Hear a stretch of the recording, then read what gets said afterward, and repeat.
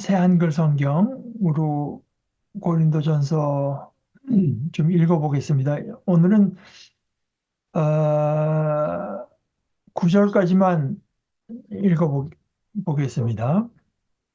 바울입니다. 하나님의 뜻으로 그리스도 예수님의 사도로 부르심을 받은 사람입니다. 나와 형제 소스테네가 코린트에 있는 하나님의 교회에 이 편지를 보냅니다. 그리스도 예수님 안에서 거룩해진 분들이며 부르심을 받은 성도들인 여러분에게 말입니다. 더불어 곳곳에서 우리 주 예수 그리스도님의 이름을 부르며 기도하는 모든 분들에게도 보냅니다. 예수 그리스도님은 그들과 우리의 주님이십니다.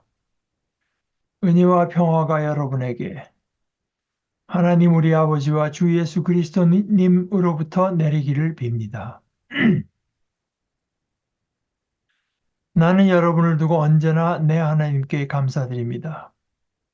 그리스도 예수님 안에서 여러분에게 주신 하나님의 은혜를 생각해서입니다. 모든 면에서 여러분이 그분 안에서 부유해졌으니 말입니다. 온갖 말재주와 온갖 지식에서요. 그리스도님에 관한 증언이 여러분 가운데에서 굳건하게 터를 잡았기 때문입니다. 그래서 여러분은 어떤 은혜의 선물에서도 모자람이 없으며 우리 주 예수 그리스도님의 나타나심을 간절히 기다리고 있습니다. 그분은 여러분을 또한 끝까지 굳게 서도록 하셔서 우리 주 예수 그리스도님의 날에 비난당할 것이 없도록 하실 분이십니다. 하나님은 신실하신 분이십니다. 하나님을 통해서 여러분은 부르심을 받아 하나님의 아들 예수 그리스도 우리 주님과 사귐을 가지게 되었습니다. 물론 이 편지에 그 타이틀을 뭐 고린도 전서 이렇게 붙인 건 아니고 그냥 편지로 보낸 겁니다. 나중에 교회가 이 문서들을 이제 수집하면서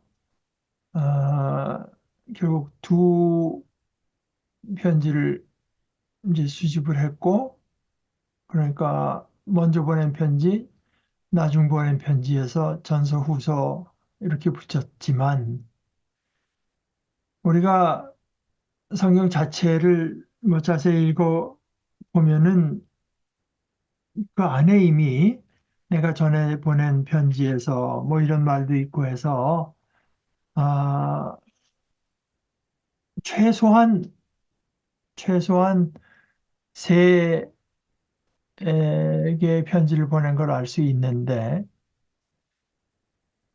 그런데 이제 고린도 후서로 가서 보게 되면은 내가 여러분에게 마음을 아프게 할 만한 그 아주 어, 뭐라고 할까 아주 쓰라린 편지를 여러분에게 이제 보냈다고 근데 자기가 그걸 후회하지 않는다 뭐 이런 얘기를 이제 한 걸 봐서 그 고린도 전서의 내용은 그건 아니거든요. 그렇지는 않으니까요. 그 사이에 또 편지를 하나 보낸 것은 뭐 틀림없습니다. 그러니까 최소한 네 개의 편지를 바울 사도가 고린도 교회에 보냈다는 거는 뭐 분명한데 이제 이렇게 되면은 학자들이 뭐 온갖 그 의견을 내놓게 마련이죠. 근데 뭐 그걸 다 어, 우리가 자세히 공부할 필요는 없다고 생각합니다. 뭐 우리가 게을러서가 아니라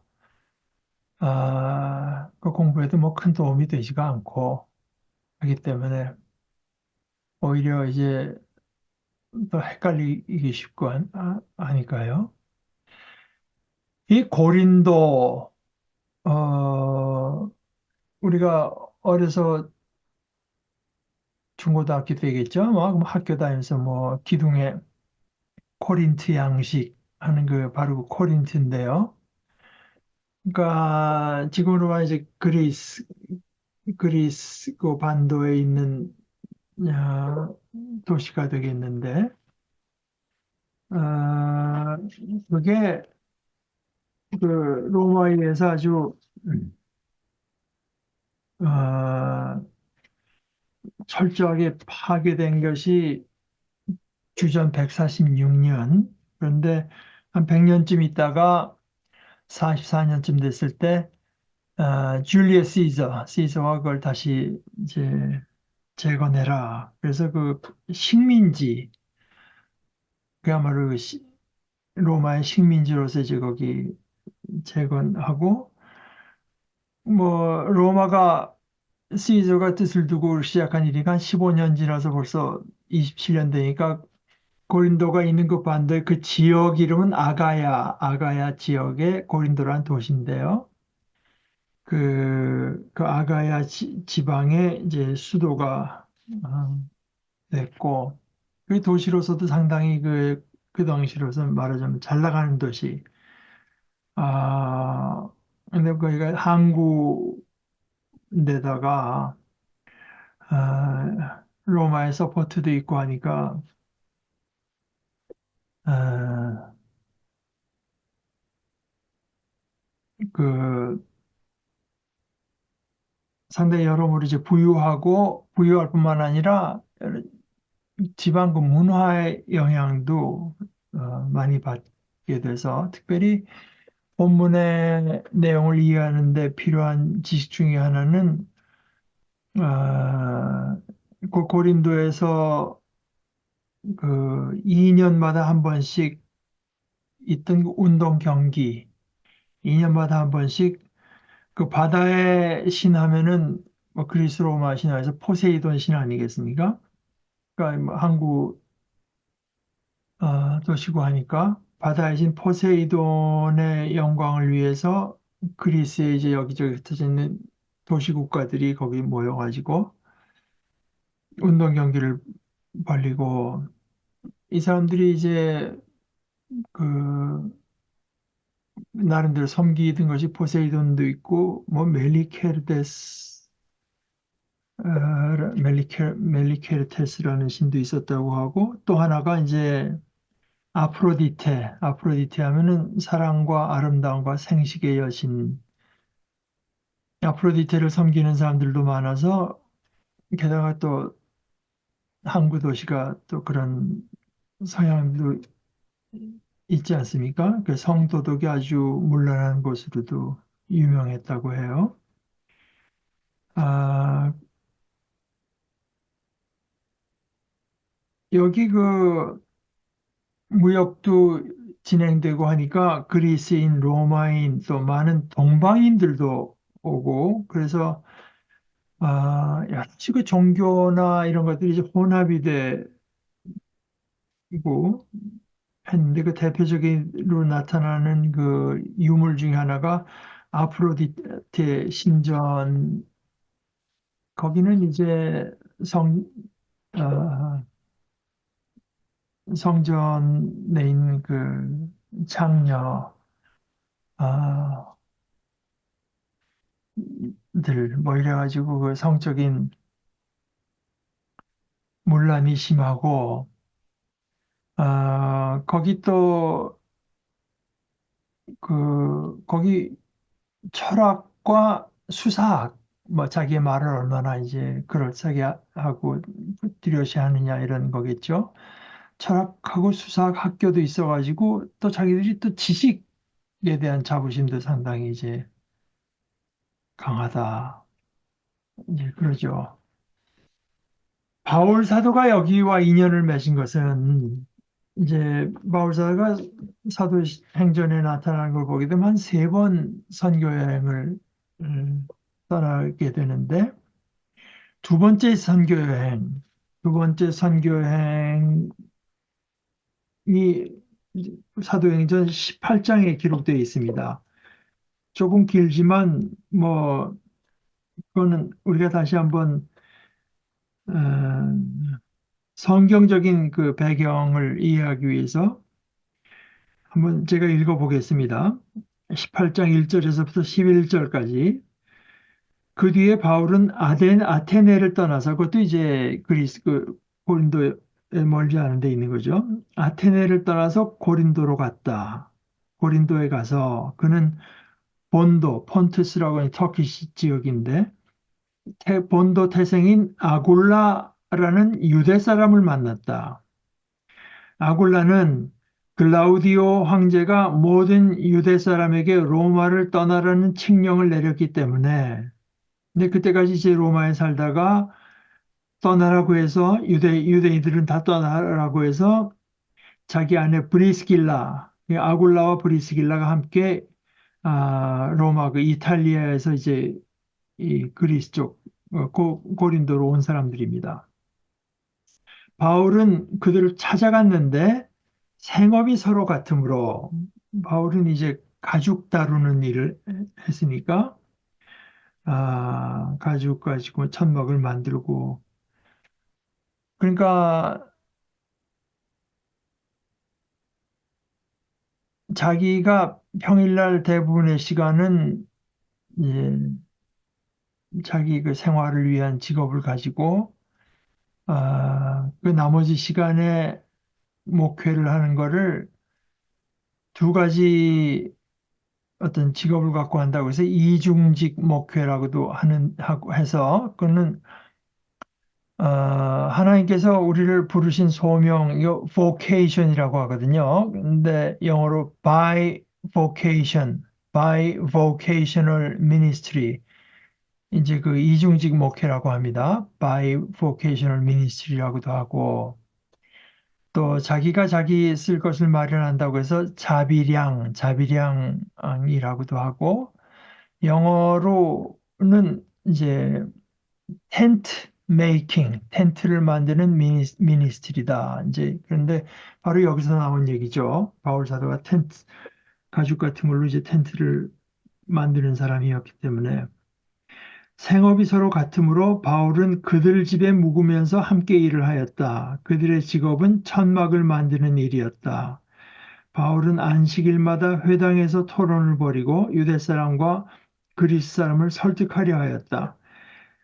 실라와 디모데가 마케도니아에서 내려온 뒤로는 바울은 오직 말씀을 전하는 일에만 힘을 쓰고 예수가 그리스도이심을 유대 사람들에게 밝혀 증언하였다. 그러나 유대 사람들이 반대하고 비방하므로 바울은 그의 옷에서 먼지를 떨고서 그들에게 말하였다. 여러분이 멸망을 받으면 그것은 오로지 여러분의 책임이지 나의 잘못은 아닙니다. 이제 나는 이방 사람에게로 가겠습니다. 바울은 거기를 떠나서 디디오 유스도라는 사람의 집으로 갔는데 그는 이방 사람으로서 하나님을 공경하는 사람이고 그의 집은 바로 회당 옆에 있었다. 그러니까 회당이라고 하는 건 이제 유대인들이 모이는 회당이고 미국에도 군데군데 많이 있습니다. 영어로 이제 시나고그 그 성경의 이름 그대로 가져 시나고그라고 하는 것들인데요. 미국뿐이 아니라 유럽 곳곳에도 있죠.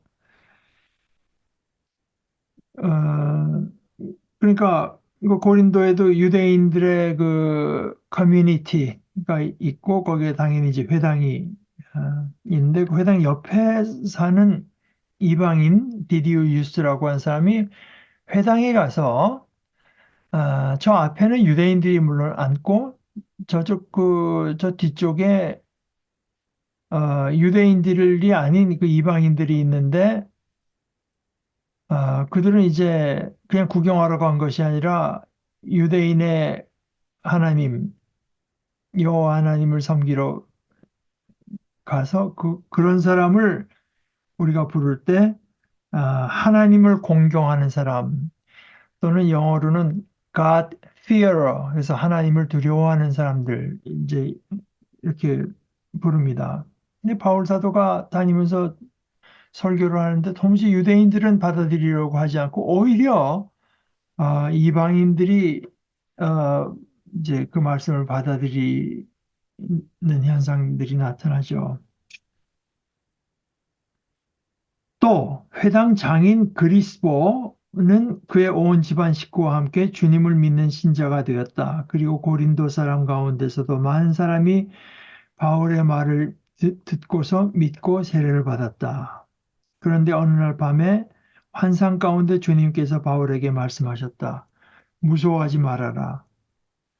잠자코 있지 말고 끊임없이 말하여라. 내가 너와 함께 있으니 아무도 너에게 손을 대어 해하지 못할 것이다. 이 도시에는 나의 백성이 많다. 바울은 그들 가운데서 하나님의 말씀을 가르치면서 1년 6개월 동안 머물렀다.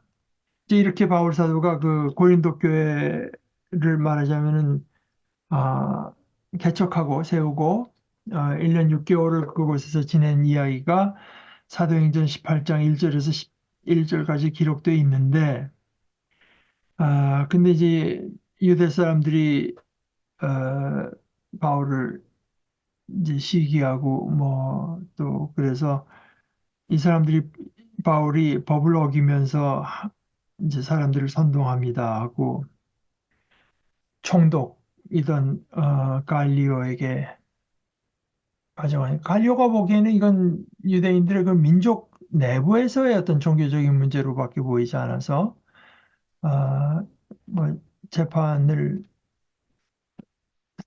하기를 거부하죠. 근데 반대가 심하니까 바울은 거기서 이제 떠나고 돌아갑니다. 그러고 이제 에베소에 있을 때인데, 에베소는 터키에 있는 거죠. 에베소에 있는데, 아, 한, 최소한 두 차례 정도, 고린도 교회로부터 이제 소식이 들리는 겁니다. 그거는 뭐 우리가 어떻게 하냐. 그 성경에 써 있으니까 알죠. 고린도전서에 이제 써 있는 내용이 그렇거든요. 어, 첫째는 미국에서는 클로이라고 애 이름 요즘 그렇게 잘 짓고 그렇게 부르는데, 글로의 사람들, 글로의 집 사람들이라는 게 그 글로의 가족인지 아니면은 그, 만약 글로에가 이제 어떤 돌보는, 뭐, 이런 어떤, 뭐 정확한 관계를 알 수 없지만 하여간 뭐 근로의 집 사람들이라고 우리가 봐도 그냥 그렇게만 이해해도 좋을 것 같습니다. 그리고 그 사람들이 한번 와서 얘기를 하고요. 바울 사도에게. 또 두 번째는 세 명, 뭐, 스테파나, 포투나투스, 아카이코스, 그 당시 이름으로는 그럴 텐데, 이 사람들이 이제 저 뒤에 16장 17절에 보면 우리가 알 수 있지만, 이 사람들이 또 찾아와서 고린도 교회 형편을 전하는데, 그냥 단순히 소식을 전하는 목적뿐만이 아니라 자기들이 복음을 받고 1년 6개월밖에 되지 않았는데, 이제 온갖 자기들이 해결할 수 없는 문제, 이거 어떻게 했으면 좋겠는지 모르겠는 문제가 있을 때 이제 그것을 아, 사도에게 가져오는 거죠. 근데 아마 두 번째 그룹이 올 때는 편지도 또 어, 함께 갖고 왔던 것 같아요. 그래서 한 세 가지 출처를 통해서 고린도 교회 사정을 얘기를 듣고 이제 거기에 대해서 답장을 보낸 것이 고린도 이제 전서가 되겠습니다. 아, 고린도전서 16장 17절에 이렇게 됐어요. 나는 스테바나와 버드나도와 아가이고가 온 것을 기뻐합니다. 그러니까 이 사람들이 이제 올 때 와서 구두로 전한 교회 소식도 있고 교회 소식과 이거 어떻게 했으면 좋겠습니까? 하는 그런 그 문의 사항도 있고 그다음에 또 편지로 적어온 내용들도 있어서 아 근데 제가 이번에 이걸 준비하면서 그 어떤 분이 쓴 재밌는 글 일이 있어서 제가 이런 식으로 생각을 못 해봤는데 재미있어서 여러분께 거진 뭐 있는 그대로 한번 번역해서 얘기를 해볼게요. 우리에게 고린도 전서라고 알려진 이 편지는 그 어디서 시작됐는가? 아마 어쩌면은 렌트했을지도 모르는 어떤 가게. 근데 에베소가 이제 그리스 로마식의 아주 번화한 도시였는데 거기 이제 그 번화한 거리에 있는 가게 중에 하나에서 이 편지가 시작됐을 것이다. 참 그 아주 어,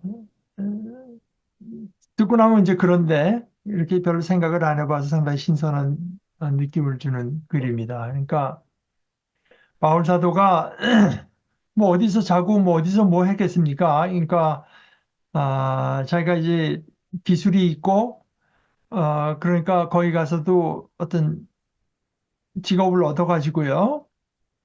거기서 되게 지내기도 하고 생계도 유지하고 이러면서 시간 날 때마다 가서 회당에 가서 회당에 뭐 안식일 날 모이니까 그때 가서 전하기도 하고 또 기회인대로 하나님의 말씀을 전하고 이런 생활을 하니까 아마 이 바울 사도가 이제 편지를 시작한 것은 자기 가게 아마 새들어서 얻었을지 모르는 가게에서 이제 이 편지가 시작됐을 것이다. 아, 그 에베소의 바울 사도가 산에 오래 있었거든요. 한 3년. 그러니까 52년에서 55년 정도를 이제 거기에서 이렇게 기지 본부를 두고 지낸 셈이에요. 근데 이 쓴사를 재밌게 했었어요. 그 먼지가 날리는 먼지가 쌓여 있는 그 가게에서 바로 그 가게에서 아, 바울은 이제 그 가죽 다루는 노동자로 일을 하고 있었는데 아마 그 자기 그 가게 뭐 혹시 뭐 다른 데일 수도 있지만 그 가게에서 바울은 들을 마음이 있는 사람이면 누구에게나 보내는 편지를 아, 누구에게나 그 복음을 선포하는 것이다. 이제 이게 재미있지만 단순히 재미있는 게 아니라 아, 이 생생하게 이제 해주는 장점이 있는 글이라고 생각해서 제가 이제 여러분께 소개를 해드립니다. 이 고린도 전서후서다 마찬가지지만 사실은 아, 고린도서는 사람들이 그 바울 사도의 그 신앙이나 사상을 말할 때 가장 많이 인용하는 성경 편지였어요. 그러다 그것이 바뀐 것은 루터의 종교개혁. 그때부터 이제 오직 믿음으로 의롭게 된다는 그것이 워낙 루터가 이제 강력하게 들고 나오면서 로마서, 또 로마서와 비슷한 내용의 이제 갈라디아서 이 둘이 이제 각광을 교회에서 받게 된 거죠. 아, 그러나 이 교회의 실제 생활과 관련돼서 자신의 이제 복음을 받아들인 사람들이 어떻게 반응했는가에 대한 바울의 또 다른 이제 아, 그 가르침 이런 것들이 드러나 있고 그러다 보니까 자연스럽게 당시 초창기의 교회의 모습이 어떠했는가 초창교회 교회는 어떤 어려움을 겪었는가, 어떤 혼란을 이제 겪어야만 됐는가, 이제 이런 것들을 우리한테 말해주는 어, 뭐 거의 유일한 자료라고 할 수 있죠. 근데 참 놀라운 것은 사실은 2000년이 지났지만 큰 틀에서 보게 되면 오늘날의 교회들이 가지고 있는 문제, 아, 가 사실은 이 초창기의 교회들이 가지고 있던 문제에서 뭐 크게 벗어나는 것이 없는 것 같고, 물론 그 구체적인 양태는 많이 다르죠. 그러나 특별히 그런 어떤 여러 가지 문제들에 대한 바울 사도의 응답, 바울 사도의 가르침을 보게 되면은 어, 그 근본 정신에 있어서는 오늘날의 우리 교회가 당하고 있는 여러 가지 어지러움과 문제의 핵심 역시 아, 이 아주 적절하게 대답되고 있다고 하는 걸 이제 보게 됩니다. 아, 예를 들어서 그 의사가 환자가 뭐 열난다 그러면 해열제 주고 아프다 그러면 진통제 주고 혈압 올라다 혈압약 주고 이거는 사실 온당한 의미에서 의사라고 하기가 곤란하고 일단 의사라고 하면 진단을 해야 되거든요. 열난다로 열이 왜 나나. 그래서 뭐 별 문제 될 게 없고 이제 열만 좀 떨어뜨려다 주면은 며칠 내로 낫겠다 싶으면 그때 이제 해열제를 줄 수 있는 거지만 그러나 그 전에 당연히 진단의 과정이 있어야 되는데요. 저는 이제 바로 그런 모습을 이제 특히 그 바울 사도의 글에서 번번이 보게 되는 거죠. 이 사람들이 이러이런 문제를 갖고 왔지만 그 문제에 대한 예를 들어서 교회 안에 분열이 있다. 그러면 그거 좀 잘 지내지 그러냐고. 그런 문제로 끝날 게 아니거든요. 교회 안에 서로 간에 파당을 짓고 분열된 그 양상은 어떠한 것이며 그런 양상이라고 하면은 이분들에게 이게 뭐가 지금 잘못됐길래 이런 현상이 나타나는가? 결국 복음에 대한 이해까지 이제 끌고 들어가는 겁니다. 결국 복음에 대해서 아, 복음에 대해서 어, 좀 그릇된 그 이해도 있고 또 알긴 뭐 맞는다고 해도 철저하지 못한 이해도 있을 수가 있고 그래서 그런 어떤 그들이 가져왔던 문제에 대해서 그런 어떤 그 대증요법, 증세를 가라앉히는 걸 소위 증세에 대한 치료법이란 대증요법에서 그치는 것이 아니라, 아, 그 가장 근본적인, 아, 복음에 대한 이해. 특별히 제가 몇 주 전에도 그 십자가의 신학을 소개하면서 이제 고린도 전서를 주로 얘기했지만, 김세윤 교수 같은 분은 고린도 후서 10장에서 13장 사이에 바울 사도가 자신의 그 사도됨을 내세울 때도 거기 그런 형태의 그 십자가 신학도 아주 그 강력하게 이제 드러내고 있다고 말을 하는데 말하자면은 제가 말씀드렸다시피 루터가 말한 거는 십자가의 신학 대 영광의 신학이거든요. 테올로기아 글로리아하고 테올로기아 크루시스. 그 영광의 신학이라고 하는 거는 뭐 그냥 하나님께서 역사하시는 곳에는 모든 것이 잘 되고 성공적이고 잘 나가고 그럴듯하고 능력이 뭐 이제 이런 식의 아 그건 뭐 그때만 성행했던 것이 아니라 아마 영원히 성행할 거예요. 제가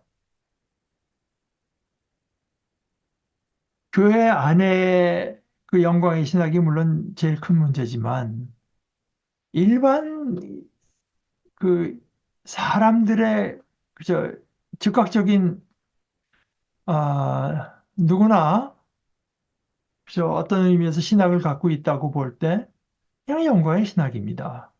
그러니까 하나님이 없다고 할 때도 그 사람들이 이제 생각하는 거는 하나님이 계시다고 하면 이런 영광 되고 끝내주고 기가 막힌 일이 일어나야지. 이런 걸 전제로 하고 이제 그러니까 그런 게 없으니까 하나님은 없어. 뭐 이런 식의 이제 내용인데 바울 사도가 정확히 거기에 대해서 자기가 그 그리스도의 사도 하나님께로부터 부르심 받은 사도라고 하는 것을 내세울 때 자기가 어떻게 고통을 겪었는가, 자기가 얼마나 약해졌는가, 이제 그걸 갖고 어, 어, 하나의 그 증거로 내세우거든요. 그건 뭐 철저한 십자가의 신학의 자리에 있지 않으면은 나올 수 없는 얘기죠. 아, 이제 그런 것들이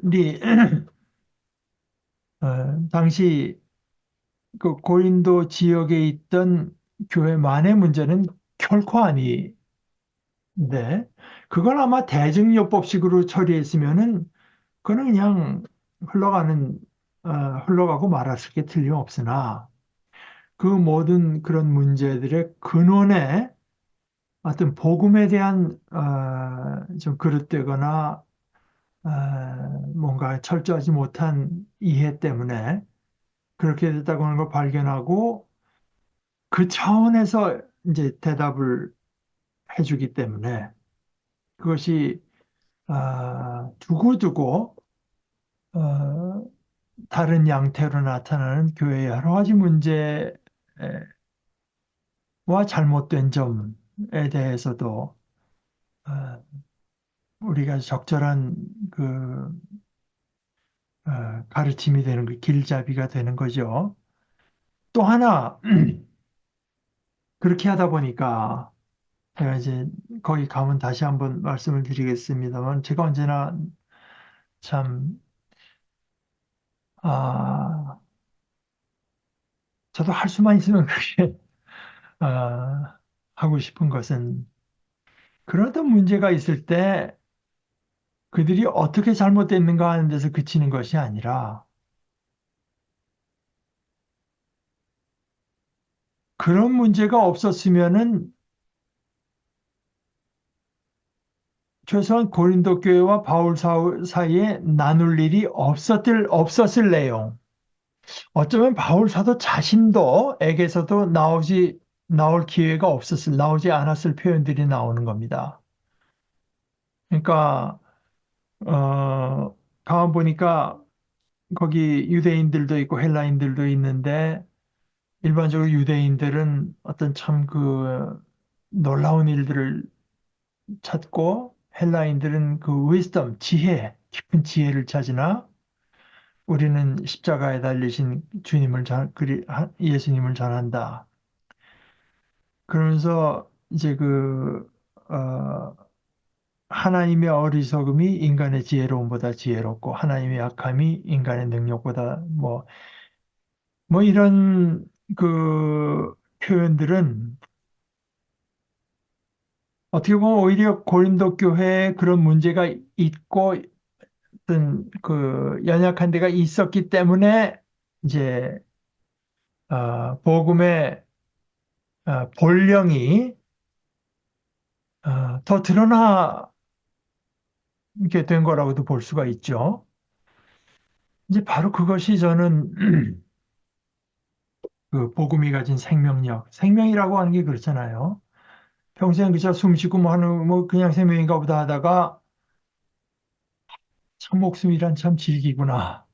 또는 뭐 어떻게 할 때 우리가 이제 면역 저항을 해서 싸우고 할 때 그 생명력이라고 하는 게 이제 음, 드러나는 것처럼.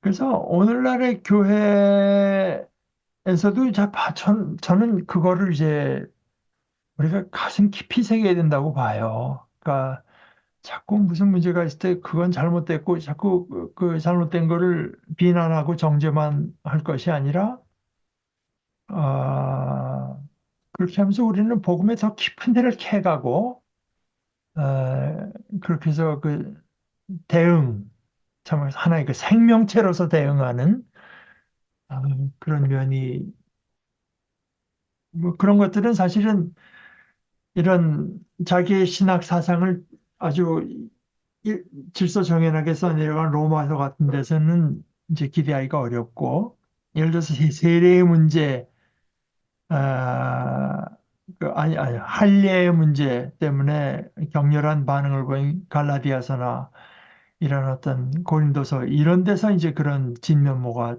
드러나죠. 복음이라고 하는 것이 과연 생명이 있어서 어떤 도전이 있을 때 오히려 복음의 그 본때가 드러난다.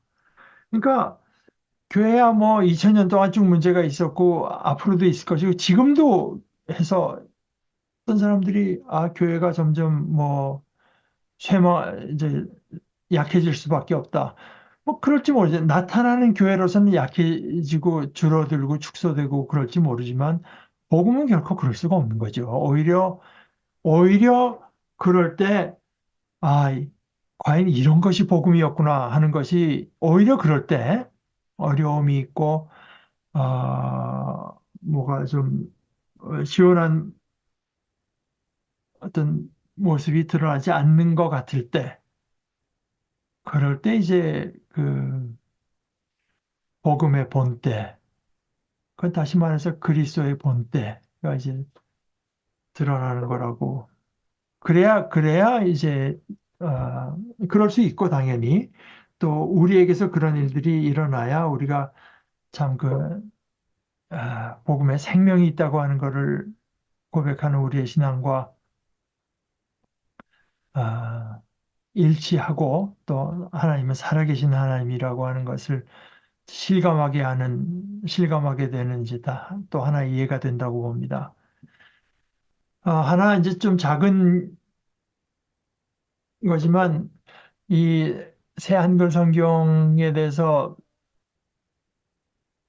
그래서 성경책을 하나 더 사려고 가다 보니까 지금 뭐 그 온라인으로 살 수가 없어서 제가 또 종로에 있는 사랑방송원을 한번 또 가야 되나 이제 생각을 하는데 그러면서 거기 사람들이 거기 댓글을 남겨놓은 걸 보니까 어떤 사람들은 새한글 성경 좋아하고 어떤 사람은 여기 그 그리스도님, 예수님 하는데 아주 굉장히 마음이 상했나 봐요. 근데 글쎄, 어, 우선은 조금 어색할 수 있죠. 그 한 번도 안 그러다가 예수, 뭐 그리스도만 이렇게 하다가 이제 가톨릭 성경은 예수님이라고 부른 지가 오래됐고 저는 그걸 참 좋게 봤는데 가톨릭에 나온 성경 오늘 그 고린도서 1장 1절이 이렇습니다. 하느님의 뜻에 따라 그리스도 예수님의 사도로 부르심을 받은 바오로와 소스테네스 형제가 이제 이런 것들이 그 고유명사들도 그냥 그 원문이라고 할까 그런데 가깝게 이제 원문에는 파울로스 이렇게 해서 바오로 뭐 근데 그거보다도 이제 예수님도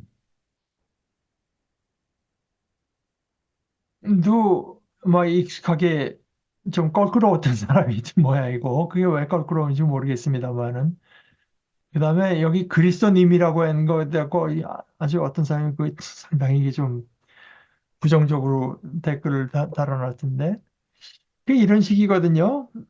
여러분들이 예를 들어서 저를 부를 때 박기롱님, 뭐, 한국에 요즘 그런 말도 쓰기도 하지만 아직 그렇게 많지 않잖아요. 근데 많지 않잖아요. 근데 그게 예수님이, 그 예수가 주님의 이름이니까요. 예수님 하는 건 박기롱님 하는 거나 마찬가지고. 그러나 그리스도님 하는 건 목사님 하는 거예요. 예수 그리스도의 그 예수님의 직책이 말하자면 그리스도니까, 목사, 이렇게 부르는 것보다는 그래도 목사님 하는 게 뭐 사실 훨씬 더 자연스러운 거라고 봐야 되지 않을까요? 네. 그게 좀 자연스러운 걸 찾아가는 과정인데 그것을 본인이 여태까지 자라나면서 익숙치 않다고, 그냥 익숙치 않다고만 해도 좋을 텐데, 그래서 난 그 성경 싫고 잘, 뭐 이런 식으로 하는 거는 참, 어, 어, 새한글 성경은 어찌됐건 하여간 그렇게 갔죠. 근데 예를 들어서 뭐, 그리스도 예수 할 때는 뒤에다가 붙인 거죠. 그리스도 예수님. 또 2절에서는 예수 그리스도님. 그러니까 그 뒤에다가 붙이는 식으로 이렇게 했는데, 저는 뭐, 그거는 우리가 오히려 그쪽으로 가는 것이 맞는 거 아닌가. 우리말 어법에 이제, 어, 맞게 우리가 한다고 하면은, 뭐, 그렇게 생각합니다. 아, 그래서 여러분들하고 한 다음 주, 우리가 한 다음 며칠입니까? 30일이 되겠죠? 그때까지는 한번 고린도 전서는 최소한 전후서를 뭐 다 보시면 좋지만 전서는 한번 봉독을 쭉 하시고 아까 우리가 봤던 그 사도행전 18장 내용도 한번 다시 보셔서 바울과 고린도 교회가 어떤 식으로 어, 그 관계가 시작됐는가 하는 그 배경 지식이 가장 중요한 거는 그 사도행전 18장의 내용이고 성경에 나오지 않은 그런 배경적인 지식은 뭐 이런 학자들이 우리에게 소개해 준 내용을 보면은 아까 뭐 그 운동 경기라든가 이런 거는 뭐 성경에 써 있지도 않고 우리가 역사적인 자료를 가지고 어, 얻을 수밖에 없는 정보들이니까요. 그래서 그런 걸 해야 이제 그 나중에 고기 문제 나오고 이제 뭐 이렇게 할 때 이게 무슨 이야기인지 어, 조금 더 구체적으로 알 수가 있습니다. 그래서 고린도 전서를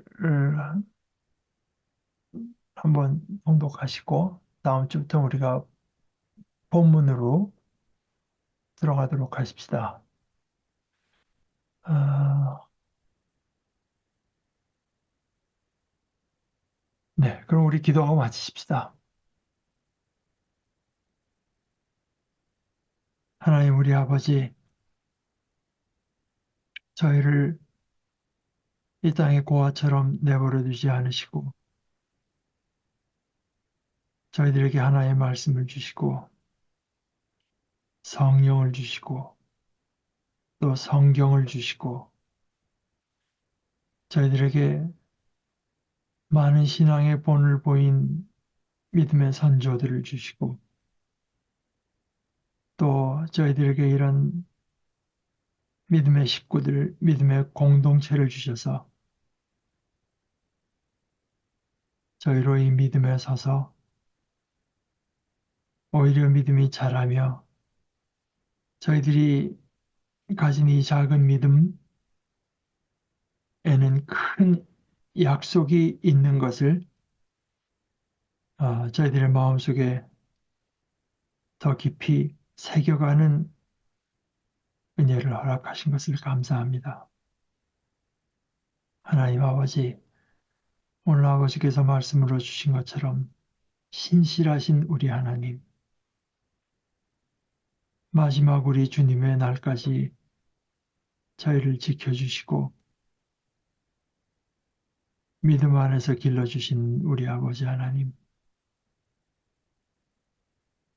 저희들의 믿음이 연약하고 저희들에게 지혜가 없지만 주님께서 저희를 지켜주시고 인도하여 주시옵소서. 병석에 누워있는 안유국 형제, 또 정수환 형제, 주님께서 특별한 은혜로 함께 하셔서 회복시켜 주시고 위로를 주시고 기쁨을 주시고 또한 일으켜 주시옵소서. 예수 그리스도의 이름으로 기도합니다. 아멘.